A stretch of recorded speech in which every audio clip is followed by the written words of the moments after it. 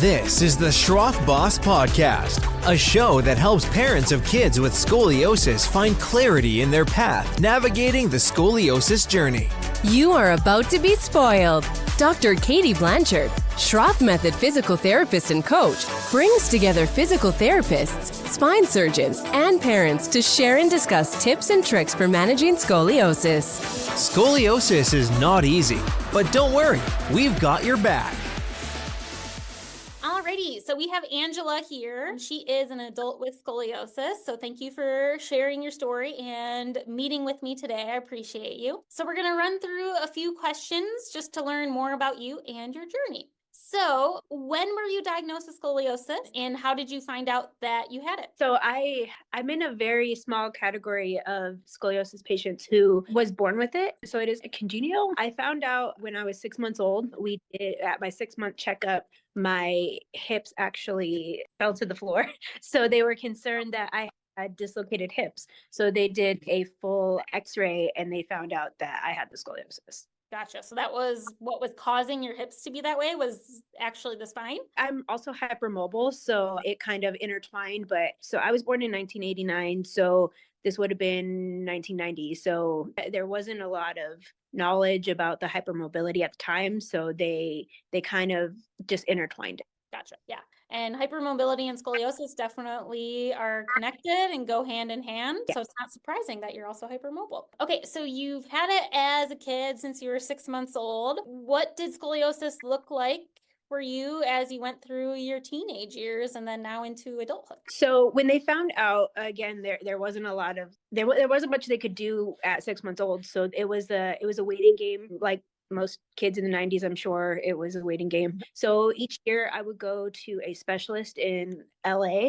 and I'm from California. So I would go to a specialist in LA every year to kind of get new x-rays, see where my curve was at. I'm not 100% sure where my curve was at when they found it, but each year they would just kind of see where I was at and go from there. So I would go each year to get it monitored. And then when I hit my growth spurts in my teens, that's when surgery started being discussed. They never discussed bracing or anything, but just because it kept increasing so drastically, it was like every year it would increase about 10 degrees. So that's when they started talking about surgery. Yeah, pretty progressive curve for sure. So did you end up having the surgery? What age were you for that?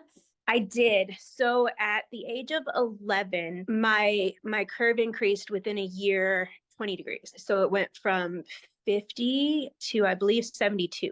I don't want to say they scared my parents, but they pretty much told my parents that there was no other options. Bracing was too late. And that if we didn't intervene now, that by the age of 30, I would have crushed my heart and my lungs. So it was a kind of all or nothing situation. So at 12, I had the surgery. It was supposed to be pretty standard titanium rod. At that point, I had a butterfly vertebrae. So I had a broken vertebrae at the bottom of my spine. So they were going to fuse that and then place the rods. They said it was pretty standard. I would have, I think it was a 5-hour surgery, 3-month recovery, but that didn't happen. I had some complications during surgery. They were able to correct me to a 10 degree, and that put too much pressure on my spinal cord. So it paralyzed my feet, but the doctors were able to remove the rods, and that took the pressure off the spinal cord, and it restored the feeling in my feet. So the 5-hour surgery turned into about a 10-hour surgery. I lost a lot of blood. I had a really tough recovery. I was in the hospital a month. I had to learn how to rewalk. I had to have a blood transfusion. I had a partial lung collapse. So you've had a turmoil of things happen, Yes. as a consequence of the surgery and things not going, as smoothly as you were promised. And I'm sure that was really scary as an 11 or 12-year-old girl, with all of that going on. It was not something I prepared for. Definitely. We were not, we were obviously given the, there's could be complications. There could be things like that, but they made it seem so simple. Yeah. So after all of that, you're 11, 12 years old, I'm sure that turns into not just, 6 months, a year recovery. There's probably more and more that you've had to do after that.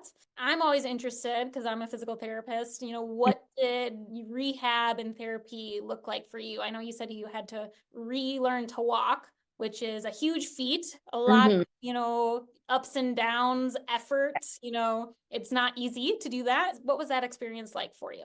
It was hard. It was really hard because you don't think you're going to forget how to walk, but you do. And my physical therapy life had been short. I had physical therapy before the surgery, but it wasn't scoliosis focused. It was just kind of walking on the treadmill, and again, back in the 90s, they weren't exactly educated on things like the how to treat the scoliosis. And so the recovery time, it was rough in ways I feel like I'm still recovering. But the process of walking, I wasn't able to I had to have a brace after the surgery. So I wasn't able to get a brace for about 3 weeks. So I was bedbound for about 3 weeks. And that it's hard. It's hard to get out of bed. So even during the surgery, they removed one of my ribs to use for the fusion. So there was pain in the ribs there. They had to jack up my right shoulder to work underneath it to get the rods in and out. So it felt like a dislocated shoulder, as well as the rib, as well as the surgery. So it was, on top of that, having to learn how to rewalk. It was slow. It was really slow. Things recovering, not just your spine. Exactly. And not only that, it was mental too. So there was mental preparation of, why can't I get up and walk? Why can't my body function the way it used to? And I was a stomach sleeper, so having to stay on my back or on my side was excruciating. So just even turning in bed was something I had to learn how to do. Yeah. So really starting with the basics. Maybe you're expecting to wake up from surgery and a little bit of post-op recovery, but then kind of back to your normal. And that wasn't the case for you. So you had a long journey of recovery, therapy, hard work, physically, emotionally. So fast forward a little bit. Now you're an adult. How are you dealing with your spine now? And how are you doing now? It's still a process. I'm actually still in physical therapy to this day. And it bounces back and forth. I have good years and I have bad years. So that surgery just is coming up on my 23rd anniversary. So that's pretty crazy to me. I did have some complications after that surgery. On top of the complications, I actually had 2 more surgeries on top of it. So I do have a rod now in my spine. They were able to curve it to my curve that I'm at a 42-degree angle now, I think, but I am not paralyzed. So, yeah, which is, a huge thing. Yes. Really scary that at one point you were at that point, Yeah. And here you are, 4 years later, sitting here talking to me, which is amazing. And it's really, sometimes I have a tendency to forget how far I've come, because there is still the pain. I still have the rib hump. I still have the curve. That's where it's like the hardest part, is where I struggle the most, is because I've had 3 surgeries. I have the rod. I have the fusion, and I'm still curved, and there's no fixing it. Yeah, it's frustrating in how much I totally understand that, especially, when you're young and you're under the pressure of having surgery, and it seems like you're promised, a lot. Yeah. And it doesn't work out that way. It's really hard, and it definitely takes a toll on you. So what do you think is the biggest thing that you've learned throughout this whole process of having 3 different surgeries, still in therapy to this day? At this point, scoliosis is a chronic condition, as it is for anyone, but especially for you. So it's something that you have to manage every single day. Absolutely. What's the biggest thing that you've learned in this whole process? Resilience. We're so resilient. You hear a lot of people like, oh, you're so strong. No, strength is something you build up intentionally. Resilience is something that you keep going. You just absolutely keep going. Your body knows how to keep going. Your mind knows how to keep going, no matter what. It's going to keep going. And that's something that I've always tried to tell people, is that it's it's resilience that keeps me going. It's not strength. Gotcha. Yeah. And that's definitely important to point out. Strength and resilience are not the same. They're And not synonyms, but they are not. yeah. Yeah. And as you just talked about resilience there, I got a little bit of goosebumps, because just of what you're telling me your story has been, and, that resilience throughout the whole process from a 12-year-old girl until this very day. So yeah, definitely resilience is a huge thing. And I think that's really good to point out that, you can be strong, but resilience is a next level for sure. So is there anything else that you would give advice to, someone who maybe was at the same stage of you, who has had a curve that has progressed and they're to the point that they need surgery, but they're at that point, they're scared, they're worried? Is there any advice you would be able to give them? Do your research, find a good doctor who knows what they're doing, because if I didn't have one, I'd definitely be paralyzed at this point. Surgery's not for everybody. I definitely encourage people to avoid it if they can, because it's hard. It's a hard recovery. There's, so many things that can go wrong and things can go right, but just do your research and do what's best for you. Yep, definitely. And, finding a doctor that's a good match, for your goals is definitely important. It's okay to get a second opinion, a third opinion, a 10th opinion, so definitely the more information you get, the more you learn, and the more you learn, the more you can, make the best informed decision, and the better you can help yourself for sure. And to find a great therapist who knows what the heck they're doing, because mine didn't. And I think if I had people who were focused more on my spine, then I maybe would have been able to avoid surgery as soon as I had to have it. Yeah, and it's crazy that, back then in the 90s, scoliosis specific exercise was not even a thing in the United States. It's very new as far as I am aware. Yeah. And still the Schroth Method, which is, what I practice as a physical therapist, is very new in the United States. And there's not a lot of us who provide it. So there's a lot of people who don't have access to it because it's just hasn't been spread, which is crazy to me, because we have this knowledge and we're not getting it to the people who need it. And that's why I do a lot of what I do, is educating people on, that they can find, exercise that's custom to scoliosis, and they just need to, do the research and educate themselves on it. And, the sooner we can diagnose scoliosis, for you were diagnosed as a 6-month-old, but now we have the information and the technology more. So the more awareness we have now, hopefully we have people who, are in your situation as a kid and they don't get that progression, that you had, So I like to call myself a what not to do example. It was a lot of, and not only the doctors, just the whole system was pretty unaware at the time.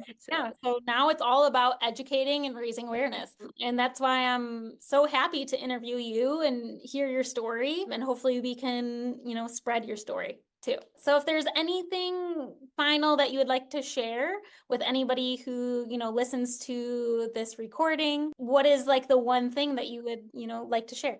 Just don't give up.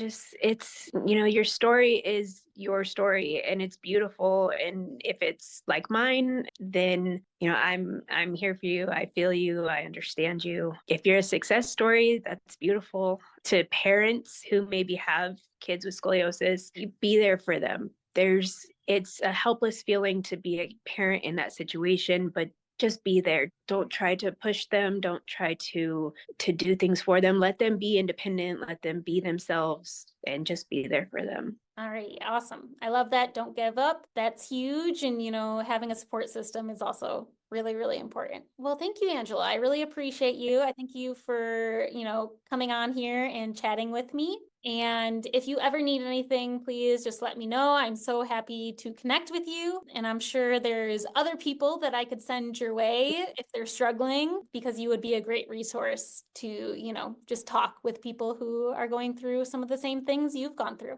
I actually did have a question for you, because I have the rod in my spine.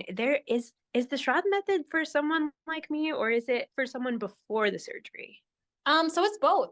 Yeah, the biggest population that I work with is before surgery, but I also work with people afterwards because like you said, even after the surgery, you still have, the rotation in your spine. You still have, one shoulder that may be elevated compared to the other. So we still apply the same principles of the Schroth method just after surgery. And it's going to be a little bit different to where we're not trying to like correct your spine. We're not trying to overstretch you in one direction and whatnot, but it's more about trying to help with posture, strength, and improving those like body landmarks that still aren't, where you want them to be. So Okay. definitely. Yeah. We work with people after surgery as well. Okay, that's awesome. If you ever need anything, please just let me know. I'd be happy to help. I will. Thank you so much.